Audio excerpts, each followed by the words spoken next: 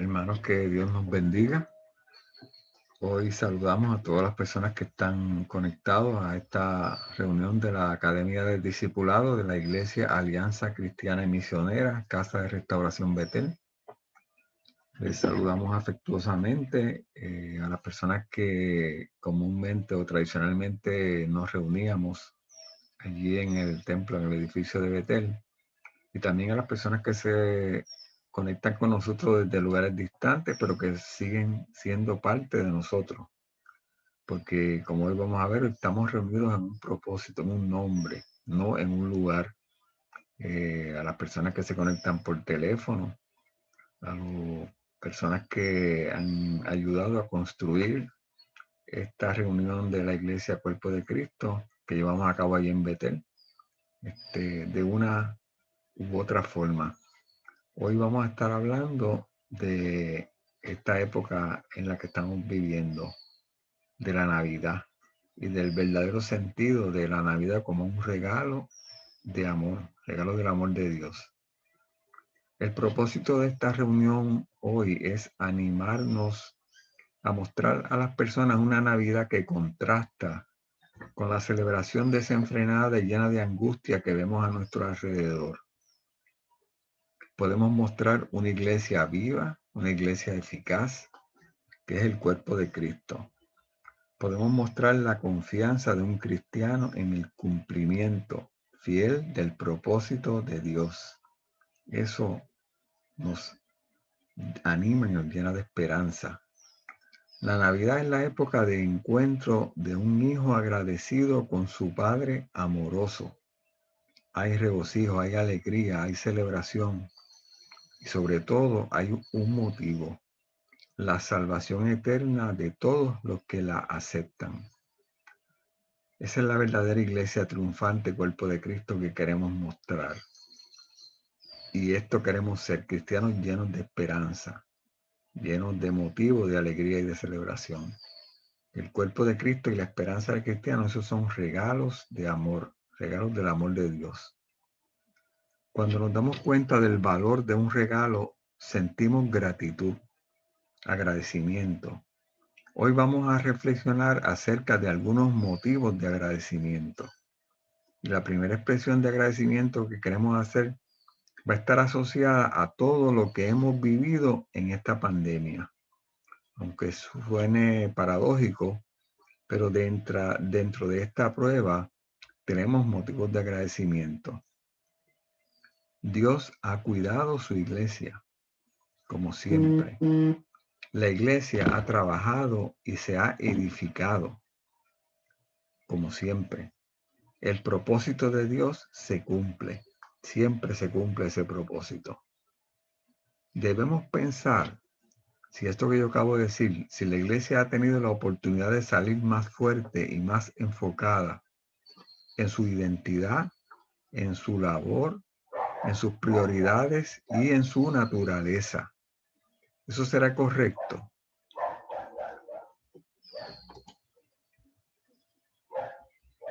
La iglesia Cuerpo de Cristo no ha sufrido perjuicios a causa de la pandemia.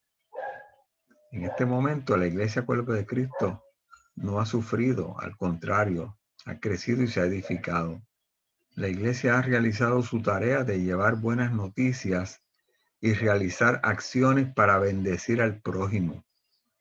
Esto puede sonar contradictorio cuando vemos templos cerrados, rutinas alteradas, rituales y tradiciones suspendidas, situaciones de controversia y de tensión entre las congregaciones y los gobiernos. No en Puerto Rico o en Estados Unidos, en el mundo. Realmente no hay contradicción, porque todos los factores que mencionamos son parte de una institución que comúnmente llamamos iglesia, pero no sustituyen ni ocupan la identidad del cuerpo de Cristo, invisible e internacional. La iglesia continuó cuidando a las personas, curando a las personas, alimentando a las personas, ofreciendo empatía y misericordia a las personas, juntándose con los discriminados, haciendo milagros y haciendo discípulos. Esas son las cosas que hizo Cristo el Señor. Y la iglesia, cuerpo de Cristo, ha continuado haciéndola. La iglesia, cuerpo de Cristo, ha sido sal y luz durante esta prueba. Y agradecemos a Dios la oportunidad de contrastar lo que es la iglesia de Cristo y lo que son las instituciones que usan el nombre de Cristo. Por sus frutos los podemos conocer. La iglesia ha seguido trabajando. Miren lo que dice en Mateo 12:49. Y extendiendo su mano hacia sus discípulos, dijo: He aquí mi madre y mis hermanos, porque cualquiera que hace la voluntad de mi Padre que está en los cielos, ese es mi hermano y mi hermana y mi madre. Algunos miembros del cuerpo de Cristo nos han sorprendido. No estaban reunidos físicamente, no los veíamos reunidos físicamente, pero estaban reunidos con nosotros en el propósito de sus vidas. Podemos estar agradecidos de esta crisis y de esta oportunidad que nos permitió aclarar el motivo de nuestra reunión. ¿Qué es lo que nos reúne a nosotros? La tradición se había impuesto en nuestra sociedad y había convertido muchas congregaciones en instituciones. Otra manera de decirlo, la tradición convirtió cuerpos vivos en organizaciones planificadas. Recordemos la ilustración que hemos hecho en varias ocasiones en reuniones de la Academia del Discipulado. Esa ilustración del puesto de salvamento en la costa que comenzó con 2 personas, un bote y un propósito: salvar los náufragos que estaban en ese mar embravecido. Y con el tiempo y el éxito se convirtió en un edificio hermoso, una organización compleja y un propósito: mantener la institución. Un propósito que contrasta con el propósito original de salvar náufragos. Ahora es mantener la institución. El primer regalo de Navidad que debemos agradecer es la oportunidad de salvar náufragos. Si queremos mostrar a las personas el verdadero significado de la Navidad, debemos mostrar agradecimiento por esa oportunidad de servir, la oportunidad de rendir culto al Señor, la oportunidad de cumplir su voluntad y su mandamiento. La iglesia está reunida en esos propósitos, está reunida en un nombre y en ese propósito. No está reunida en un lugar o un edificio. Vamos a ver lo que dice en Mateo 18, versículo 19. Además les digo que si 2 de ustedes en la tierra se ponen de acuerdo sobre cualquier cosa que pidan, les será concedida por mi Padre que está en el cielo. Porque donde 2 o 3 se reúnen en mi nombre, allí estoy yo en medio de ellos. ¿Se reúnen en un lugar o se reúnen en mi nombre? La iglesia junta no es la iglesia reunida físicamente. Se refiere a reunida en un nombre, en un propósito. Primero se reúne en un nombre y luego nos reunimos en un lugar, coincidimos en un lugar porque allí ejecutamos lo que es nuestra misión y nuestra tarea. Nos reunimos para oración, como dicen Hechos 2:42. Se mantenían firmes en la enseñanza de los apóstoles, en la comunión, en el partimiento del pan y en la oración. O lo que dice en el versículo 23 del capítulo 4. Al quedar libres, Pedro y Juan volvieron a los suyos y les relataron todo lo que les habían dicho los jefes de los sacerdotes y los ancianos. Cuando lo oyeron, alzaron unánimes la voz en oración a Dios. Nos reunimos en el propósito de oración. Y para la enseñanza, el primer día de la semana, nos reunimos para partir el pan. Como iba a salir el día siguiente, Pablo estuvo hablando a los creyentes y prolongó su discurso hasta la medianoche. Y para la edificación, en 1 Corintios 14:26 dice: ¿qué concluimos, hermanos? Que cuando se reúnan, cada uno puede tener un himno o una enseñanza, una revelación, un mensaje en lenguas o una interpretación. Todo esto debe hacerse para la edificación de la iglesia. Y nos reunimos para el partimiento del pan. En Hechos 2:42 se mantenían firmes en la enseñanza de los apóstoles, en la comunión, el partimiento del pan y en la oración. Y nos reunimos también para el ejercicio de la disciplina. En 1 Corintios 5:3 dice: yo, por mi parte, aunque no estoy físicamente entre ustedes, sí estoy presente en espíritu, y ya he juzgado como si estuviera presente al que cometió este pecado. Cuando se reúnan en el nombre de nuestro Señor Jesús y con su poder, yo los acompañé en espíritu. Entreguen a este hombre a Satanás para destrucción de su naturaleza pecaminosa, a fin de que su espíritu sea salvo en el día del Señor. También hay ocasiones de disciplina. La importancia de una congregación de creyentes reunida en armonía. La naturaleza de la reunión debe ser la armonía. En el Salmo 133 lo hemos leído muchísimas veces. Cuán bueno y cuán agradable es que los hermanos convivan en armonía. Donde se da esta armonía, el Señor concede bendición y vida eterna. La reunión de la iglesia es en ese nombre y en ese propósito. La iglesia nace con el nacimiento de Jesús. Conociendo ese nacimiento crece nuestra esperanza y nuestra confianza. Para conocer ese nacimiento, hoy vamos a utilizar el Evangelio según San Lucas. Ese Evangelio es particular para nosotros hoy. Aunque no estamos reunidos físicamente, estamos concretamente reunidos en un propósito, en el nombre de Cristo y en la intención de adorarle, de servir. La iglesia sigue activamente, aún dentro de estas condiciones, realizando su tarea. Y hoy, viendo en el Evangelio de Lucas, vamos a encontrar mucha esperanza en el cumplimiento fiel de la palabra de Dios. El Evangelio de Mateo, primero que encontramos en el Nuevo Testamento, nos va preparando para conocer a Jesús. Y por ello se remonta al Antiguo Testamento. Esto nos ayuda a conocer la magnitud del mensaje de Jesús que después se presentará, que es el Mesías que ya fue prometido a Abraham. Además, también nos presenta como hijo de Abraham a través del tiempo y va convirtiendo a Jesús de alguna manera en el nuevo padre del pueblo de Israel. En el Evangelio de Marcos se dedica a probar que Jesucristo es hijo de Dios, narrando milagros. La finalidad del Evangelio de Marcos es demostrar con milagros que Jesús es el Mesías y el Hijo de Dios, el vencedor del poder de Satán, que padeció, que murió y que resucitó.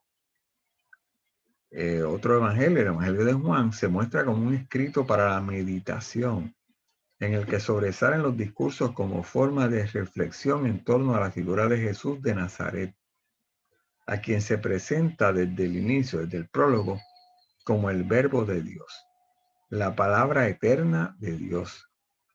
El Evangelio de Juan es un evangelio sumamente simbólico y es propio para comprender el significado de los rituales de la celebración de los sacramentos. El Evangelio de Juan tiene un carácter marcadamente místico.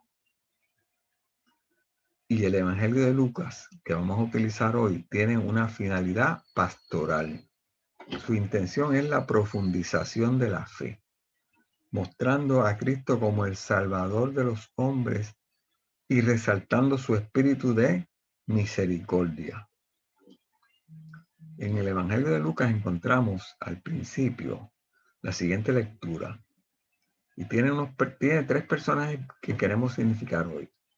Muchos han intentado hacer un relato de las cosas que se han cumplido entre nosotros, tal y como nos las transmitieron los que desde el principio fueron testigos presenciales y servidores de la palabra.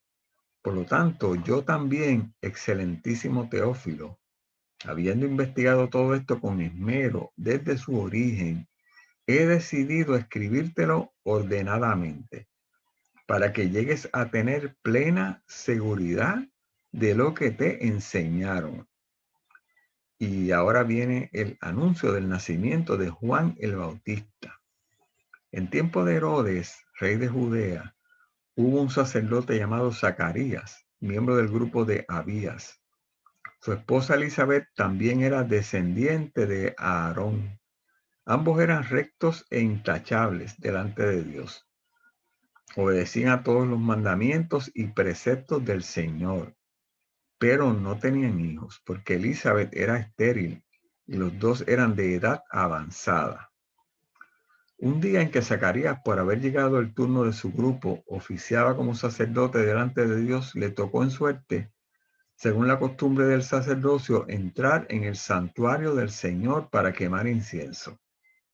Cuando llegó la hora de ofrecer el incienso, la multitud reunida afuera estaba orando. En esto, un ángel del Señor se le apareció a Zacarías a la derecha del altar del incienso, y al verlo, Zacarías se asustó y el temor se apoderó de él. Y el ángel le dijo: no tengas miedo, Zacarías, pues ha sido escuchada tu oración. Tu esposa Elizabeth te dará un hijo y le pondrás por nombre Juan. Tendrás gozo y alegría, y muchos se regocijarán por su nacimiento, porque él será un gran hombre delante del Señor. Jamás tomará vino ni licor y será lleno del Espíritu Santo aún desde su nacimiento. Hará que muchos israelitas se vuelvan al Señor su Dios. Él irá primero delante del Señor con el espíritu y el poder de Elías para reconciliar los padres con los hijos y guiar a los desobedientes a la sabiduría de los justos. De este modo, preparará un pueblo bien dispuesto para recibir al Señor. ¿Cómo podré estar seguro de esto?, preguntó Zacarías al ángel. Ya soy anciano y mi esposa también es de edad avanzada. Yo soy Gabriel y estoy a las órdenes de Dios, le contestó el ángel. He sido enviado para hablar contigo y darte estas buenas noticias. Pero como no creíste en mis palabras, las cuales se cumplirán a su debido tiempo, te vas a quedar mudo. No podrás hablar hasta el día en que todo esto suceda. Mientras tanto, el pueblo estaba esperando a Zacarías y les extrañaba que se demorara tanto en el santuario. Cuando por fin salió, no podía hablarles, así que se dieron cuenta de que allí había tenido una visión. Se podía comunicar solo por señas, pues seguía mudo. Cuando terminaron los días de su servicio, regresó a su casa. Poco después, su esposa Elizabeth quedó encinta y se mantuvo recluida por 5 meses. Esto, decía ella, es obra del Señor, que ahora ha mostrado su bondad al quitarme la vergüenza que yo tenía ante los demás. 3 personajes: Teófilo, Elizabeth y Zacarías. ¿Tenemos nosotros esos personajes en nuestra personalidad, en nuestro ser? ¿Hemos estado como Teófilo, como Elizabeth y como Zacarías en algún momento? Lucas quiere confirmar a Teófilo a fin de que llegue y aquí citamos, a tener plena seguridad de lo que se le enseñó. Teófilo era probablemente un nuevo creyente de origen gentil que se había visto inmerso en algo que había comenzado con un movimiento judío. Dentro de ese pueblo judío comenzó, ¿verdad?, la diseminación del evangelio. Es posible que hubiera conocido a Cristo siendo un prosélito, es decir, un gentil que primero se acercó al judaísmo y después a Cristo. Esto puede explicar la especial simpatía que expresa Lucas hacia los prosélitos a medida que desarrolla su relato en el libro de los Hechos. Recordemos que el libro de Hechos se le atribuye al mismo escritor del Evangelio de Lucas. Es posible que Teófilo no se sintiera del todo cómodo en su nueva comunidad tan heterogénea, ¿verdad?, tan diversa desde un punto de vista racial, en especial si con anterioridad había estado vinculado a esa antigua sociedad judía que era tan estricta y tan homogénea. Nosotros en algún momento nos hemos sentido fuera de lugar, nos hemos sentido dentro de un ambiente que no conocemos o no dominamos. Cuando nos enfrentamos al Evangelio, a las buenas noticias de salvación, nos vamos a sentir muchas inseguridades porque lo que escuchamos del Evangelio luce increíble a la persona que no está dentro de esta esperanza, ¿verdad? Teófilo realmente se siente parte de esta comunidad, pues todos los nuevos creyentes en algún momento sienten esa falta de certeza, se sienten entre dos mundos. Lucas está intentando mostrarle que sin duda tiene su lugar en ella. Somos parte de esta comunidad y de esta iglesia. Y que el propósito de Dios ha sido llevarle junto con otros que comparten un mismo camino y un mismo destino. Todos nosotros, miembros del cuerpo de Cristo, estamos dentro de un mundo que no nos comprende, que no nos acepta, al cual no pertenecemos, pero somos parte de un cuerpo que tiene un mismo camino, y el camino es Cristo y un mismo destino. Nuestro destino es morar con el Señor, ser parte de Dios, ¿verdad? La narración apunta también al prometido, al Mesías, al Rey Libertador de la casa de David. Teniendo en cuenta que su venida es según la promesa y palabra de Dios, los lectores de Lucas pueden tener toda certeza, ya que Dios cumple sus promesas. Dios cumple sus promesas. Este tema es fundamental, domina toda la sección. Dios cumplirá lo que dice. Y esa es la pertinencia de esta lectura en esta mañana. Que sepamos que Dios cumplirá lo que dice. Su propósito se va a cumplir en nosotros dentro de un mundo tan agitado, tan lleno de angustia, tan lleno de temor ante el enemigo más inminente ahora, que es la pandemia, el virus, ¿verdad? Pero ante tantos enemigos que hay para la vida humana, Dios nos cubrirá, nos, nos va a cuidar, ¿verdad? Y cumplirá su propósito en nosotros. Podemos identificarnos con Zacarías y Elizabeth, rectos, que habían cumplido la voluntad de Dios, pero aún así no habían escuchado la contestación a su petición y a su ruego. Nos podemos identificar con Teófilo, ese nuevo convertido, dentro de un grupo y de una comunidad que él no sentía que perteneciera. Necesitamos un rey libertador. Con los tres personajes podemos sentir identificación. Todos necesitamos ese rey libertador, protector, cuidador, ¿verdad? Decíamos al principio que el Evangelio según San Lucas tiene una finalidad pastoral. Su intención es la profundización de la fe. Leyendo ese libro encontramos los recursos para profundizar en nuestra fe. El Evangelio de Lucas muestra a Cristo como el Salvador de los hombres y resalta su espíritu de misericordia. ¿Necesitamos nosotros misericordia? Si leemos ese Evangelio vamos a sentirnos pastoreados, es decir, cuidados, dirigidos, educados y discipulados. En esta Navidad tenemos un regalo de amor en ese Evangelio de Lucas. Hay que añadir algo que caracteriza el Evangelio de Lucas, que es muy importante para nosotros. Allí vamos a encontrar una enseñanza que tiene un efecto particular, especial. Vamos a ir comprendiendo la misericordia de Dios. El capítulo 15 del Evangelio de Lucas se le considera o se le llama el capítulo de la misericordia. Leamos ese capítulo para que encontremos, ¿verdad?, toda esa explicación de lo que es la misericordia. Recoge tres parábolas con que Jesús responde a las murmuraciones de los escribas y de los fariseos, de los religiosos de la época, porque frecuentemente a los pecadores él los visitaba, ¿verdad? Y comía con ellos, se reunía con las personas que eran rechazados de la sociedad, especialmente por sus conductas, que eran calificadas como conductas llenas de pecado. En la primera parábola, que es la de la oveja descarriada, el Señor es el pastor que deja sus 99 ovejas para salir en búsqueda de la que se había extraviado. Eso somos nosotros. En la segunda, se le compara con una mujer que ha perdido una moneda y la busca hasta que la encuentra. En la tercera parábola, que es la del hijo pródigo, Dios es el padre que sale al encuentro del hijo que se había alejado.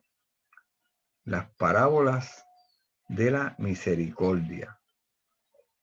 Un elemento común de las tres es el que expresan los verbos.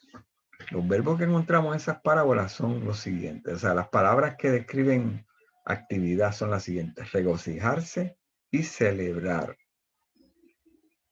El pastor llama a amigos y vecinos en la primera parábola y les dice: alegraos conmigo, porque encontré la oveja que se había perdido.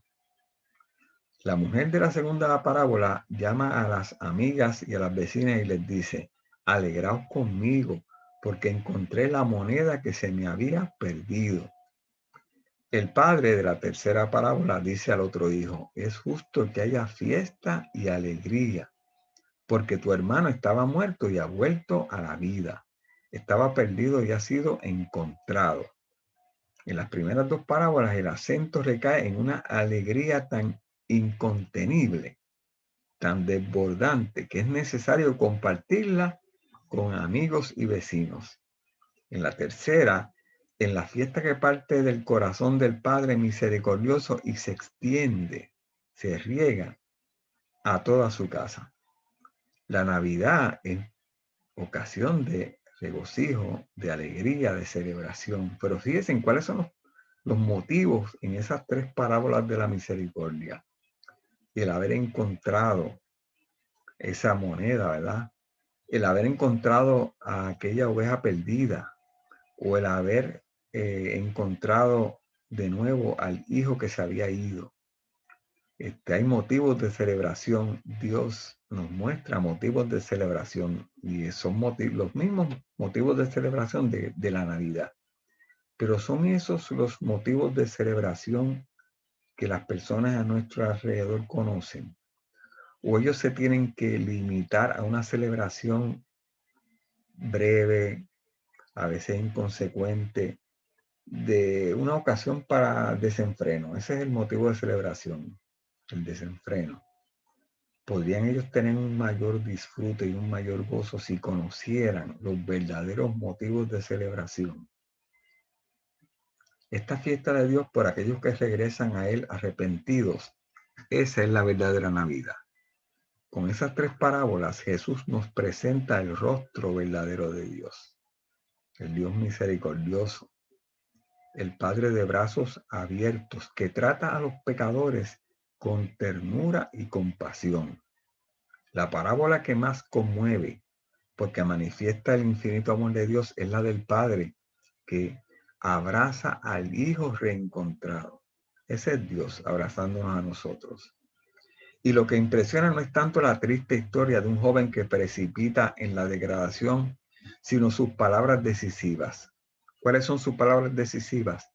Me levantaré e iré a la casa de mi padre. Eso es una Navidad. Una persona que dice: me voy a levantar de la degradación, del sufrimiento, del dolor y de la angustia y regresaré a la casa de mi padre. Ese camino de regreso a casa es el camino de la esperanza y de la vida nueva. Dios espera siempre nuestro reanudar el viaje. Nos espera con paciencia. Nos mira cuando estamos lejos. Nos sale al encuentro, nos abraza, nos besa, nos perdona. Así es Dios. Así es nuestro Padre. Y su perdón borra el pasado y nos regenera en el amor. Cuando nos abraza y nos perdona, Dios deshace el pasado. Cuando nosotros, pecadores, nos convertimos y nos aparecemos delante de Él, porque Él siempre estuvo allí, no nos esperan reproches y regaños, porque Dios salva, nos vuelve a recibir en casa con alegría y lo celebra. Yo busqué una palabra apropiada para describir lo que sucede con todo ese pasado lleno de errores. ¿Qué sucede con ese tiempo, con ese espacio en nuestras vidas? Y tuve que utilizar la palabra deshace. deshacer, porque no hay otra palabra. Yo no quería utilizar para olvidar, porque el olvido reconoce la existencia de algo ya olvidado, pero que sigue estando ahí. Sin embargo, la palabra deshacer describe lo que ocurre cuando se descompone, se desintegra hasta desaparecer el pasado. Y nosotros necesitamos que ese pasado desaparezca. No hay otra forma que llevarla delante del dueño del tiempo y del dueño de la historia, que es Dios, para que la pueda deshacer ese pasado. El propósito de esta reunión el día de hoy es animarnos a mostrar a las personas una Navidad que contrasta con la celebración desenfrenada. Podemos mostrar una iglesia viva y eficaz, el cuerpo de Cristo, reuniéndose aún con todas las dificultades, de todas las maneras que Dios nos permite, en este caso virtualmente, pero reunidos. Estamos reunidos, no estamos físicamente juntos, pero estamos reunidos en propósito y en un nombre, ¿verdad? Podemos mostrar a la confianza de un cristiano en el cumplimiento fiel del propósito de Dios. No hay ansiedad, no hay angustia, porque su propósito se va a cumplir. No hay que tener miedo, no hay que tener una anticipación catastrófica de que el futuro va a ser malo para nosotros, porque no va a ser malo para nosotros. No hay que darle espacio a las teorías de conspiración que tanto escuchamos y que en este momento se están regando por todos los medios, ¿verdad? Y nos llegan de todas las maneras las teorías conspiratorias que describen un futuro catastrófico. ¿Que se han de cumplir las profecías? Claro que sí, pero que esas profecías cumplidas realmente nos llevan al regreso de Cristo, pues claro que sí. Bienvenido al cumplimiento de las profecías. La Navidad es la época de encuentro de un hijo agradecido con su padre amoroso. Hay regocijo, hay celebración y sobre todo hay un motivo: la salvación eterna de todos los que la aceptan. Dice en Lucas 1:13, no temas porque tu oración ha sido oída. Eso es lo que todos queremos escuchar. No tenemos que tener temor porque nuestra oración ha sido oída. En el amor de Dios se afirma nuestra confianza de que Dios escucha y atiende la oración. Concluimos hoy reiterando nuestro agradecimiento a todos los que nos reunimos en un nombre, que es el nombre de Cristo. Gracias por ser parte de este nombre, de este esfuerzo, de esta reunión. Dios nos bendiga.